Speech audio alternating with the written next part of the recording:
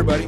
I'm Conor, that's Doug, and this is the Bethel School District Presents podcast, the greatest podcast in the history of mankind. And we have a wonderful, wonderful show for you as per usual. But before we get into all that, it wouldn't be our show if we didn't give you a little useless trivia. So, Doug, I know you got a good one there. Why don't you get us started?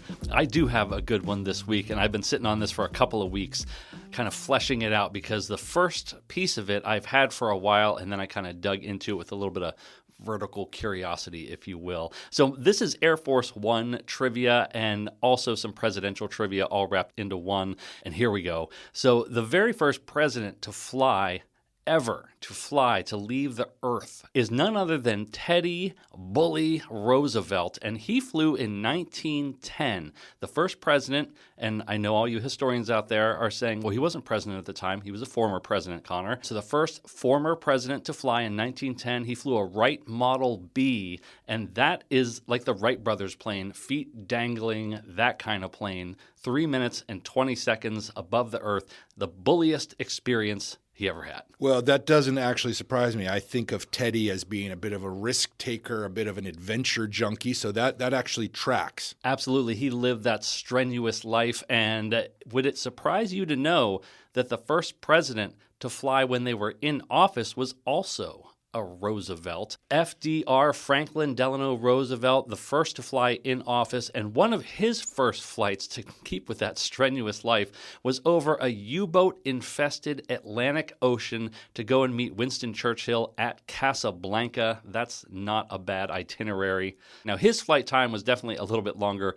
4 days, Conor, of flying. That is 44 to 55 hours inside of a plane with at least 3, it might have been 4 stops along the way for fuel. Well, that actually does surprise me. I would have thought that there would have been presidential flights long before that, but that just shows you how relatively new all this flight technology actually is. It absolutely is. And my last fun facts for you today are about Dwight D. Eisenhower. Ike has 2 presidential firsts when it comes to flying. He was the first president to have his pilot's license and the first to fly under the call sign Air Force One. Conor, I'm going to need you to ask me why that is. Now, why is that, Doug? Well done. So at this time, the president flew under whatever flight number the Air Force called it. So he was actually flying on Air Force 8610 over, I think it was Richmond, Virginia, and Eastern Airlines 8610 was in the same airspace, and the tower gave him a call and just said, 8610, you're clear to land, and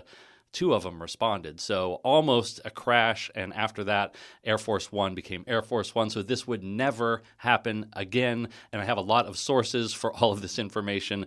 A few of them are the FAA Historical Archive, the Smithsonian's Air and Space Museum, the New York Times, White House Historical Association, and Popular Mechanics. Well, those are all great, Doug. And I got to say, Air Force One has a much better ring to it than Air Force 8610. It does. So I'm glad they went with that. Absolutely. Well, I think it's time for your useless trivia, sir. What do you got for us? So my trivia is ground level this week. So, Douglas, did you know that in 1919, a giant storage tank full of molasses burst open on the streets of Boston, sending a 25-foot wave of molasses pouring through the streets at 35 miles per hour? The tragic event came to be known as the Great Molasses Flood, or in some wittier circles, the Boston Molassacre. Sadly, stop laughing, Doug, 21 people were killed. Oh, man, you couldn't have led with that instead of the Molassacre? Jeez. So these poor 21 souls were killed. 150 more were injured. Residents actually claimed that on hot summer days, even decades later, you could still smell syrup in the air.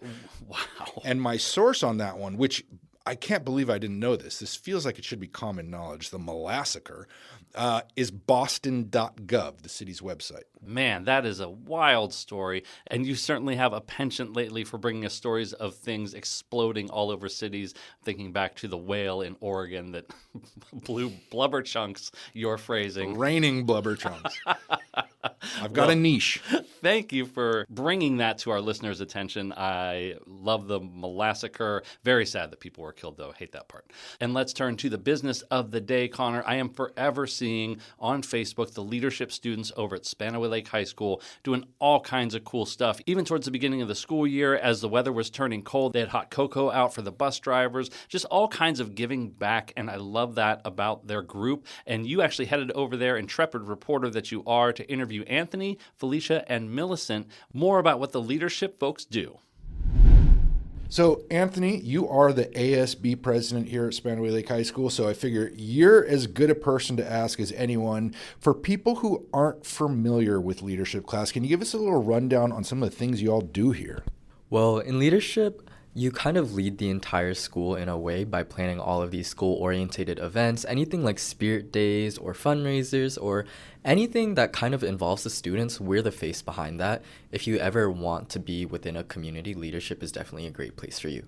Well, Felicia, leadership class involves a lot of behind-the-scenes grunt work, setting up chairs before events, cleaning up after events.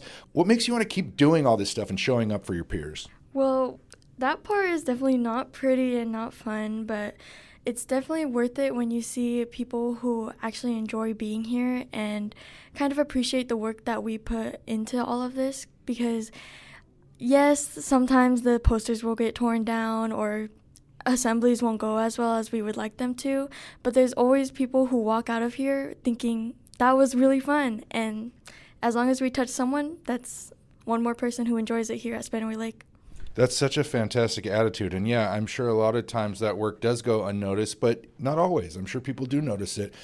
Millicent, for those who have been listeners to the podcast, this will be a very familiar guest because she's had her own podcast. She's been a guest on our podcast. One of the great things you guys have been doing, it's called the gratitude cart. You wheel it around school, giving staff members snacks and coffee. So where did that idea come from, and why do you think it's so important that you're able to show staff members that you appreciate them? So essentially, the gratitude cart was something that culminated through one of our squads in leadership. We have several different squads that focus on improving different aspects of the school, and one of those is the faculty squad.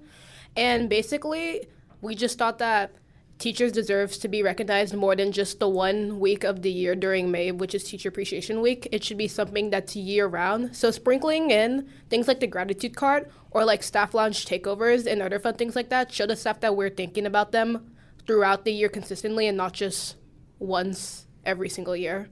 And I know they absolutely appreciate that. I've heard that actually from staff members here. So another place where your work is not going unnoticed. So Anthony, what out of all the events you guys have worked on your time here, what's been the most fun thing that you've either worked on or planned or been a part of? My personal favorite event is one that I actually founded here at the school, is the Fall Festival. Once every year, we invite communities and small businesses, either student-owned or just owned from the community, a chance to come in and kind of cultivate an audience with others and a chance to raise money and just generally get out. A lot of our clubs will struggle with funding, so offering a lot of these students chances to see each other or third space and raise money at the same time is a great opportunity. And on top of that, you get to do a whole bunch of fun stuff. Last year, I got pied, I think, 27 times in the span of 2 hours, which was pretty fun. Wow, that sounds incredible. It sounds like a fun event. Felicia, what about you? What's been your favorite one? For me, I would say it's been Sway Got Talent. It's our very own talent show that we host here, where we have our very own students audition and show off their talents so that they could kind of flex on all of our students and show how cool they are. And I think that it's really awesome, and I was lucky enough to be able to co-host with Eliza this year, and it's just really nice to see our students break out of their shell and kind of put themselves in the public eye, even though usually it's the popular people who are there, so they get a chance to be on stage, have a mic, and just show off. All right, what was the most memorable performance that day? The most memorable performance that day, hands down, was our very own local rapper here at Spanaway Lake, Inspector Goofy. He had his crew come onto the stage, and it was just very hype, and it felt so community. Our leadership also did a surprise sing-along, and that just really touched my heart because it felt like we were really connecting with the audience this year. Very cool, and shout out Inspector Goofy. I'm sure was on fire that day. Millicent, what's been your favorite thing? So personally, my favorite event that we worked on is our Unified Prom. This is an event that started within leadership and has now expanded to be more staff involved as well. And essentially for this event, what we do is we partner up with our Unified students and give them the prom experience that some of them might not be able to get like we would. We decorate the commons, we bring food, we dress up nicely as we would for any other event, and we just have a good time with them. And honestly, I found that that event was more fun than some of our own dances, and it also gives us a way to show our Unified students that we see them and think about them in ways that other schools might not always. So yeah, I think it's just overall just a really good event. It's also good for making connection with the Unified students, since oftentimes they're off on one side of the building and we don't really see them interacting with the general student population. So I think it was just really fun, and yeah. Yeah, and I've definitely seen the photos from last year, and it's such a cool event. It's so cool that you guys are able to help with that. So we always like to ask seniors and anyone in high school, really, what your plans are after school. So we got 3 very talented students here. I'm sure you all have big plans. So I'm going to go around the horn again and ask you, Anthony, start with you. What are your plans next year, and what do you want to be when you grow up? Next year, I plan on being in Seattle with a few roommates in an apartment. I'll be going to Seattle Community College and transferring to UW Seattle. I'll be double majoring in business analytics and communication, as well as minoring in music education to continue to let students know that they can express themselves through music. It's something that I grew up with, and I think it's really important that other people can grow up with as well. And in the future, I want to be able to own a cafe where others can create these connections and friendships and find each other through it, while also just enjoying a third space, because it's not really common to have those anymore. That's a really great point. We're severely lacking in third spaces here in this country, so that's good on you for trying with that. Felicia, you're only a junior here, so you have a little more time, but I'm sure you've been thinking about it a little bit. What do you want to do when you get out of these hallowed halls of Spanaway Lake High School? I've always grown up thinking that I would go into the medical field and follow in my sister's footsteps, but as of recently, I found interest in doing things that kind of associate with cosmetology. So I've enjoyed doing other people's hair, cutting my own hair. I don't know if you guys know, but I've also done our president's hair most recently, and I've also learned to do my own nails. And once I get out of here, I'm hoping that I could start up a little mini business on the side so that I could make some money while also trying to become a CNA. Nice. Those are all good plans. Millicent, we've talked a little bit about what you want to do, but remind our audience what your plans are for after high school. Yeah, I plan to attend WSU Pullman and study multimedia journalism. I haven't exactly decided what I want to pursue a minor in, but I'm deciding between political science and creative writing, because journalism is something that's important to me, and I believe that the people deserve to be informed about what's going on in the world, but to have it done so in a way that is factual and transparent, and yeah. Love it. Well, those are all amazing plans. Well, thank you all for joining us, and we appreciate having you on the show. Thank you. Thank you. Thank you. Well, thank you again to Conor for the field work, and especially to Anthony, Felicia, and Millicent for chatting with us today. We're going to be back next week with another great show. Thanks for listening.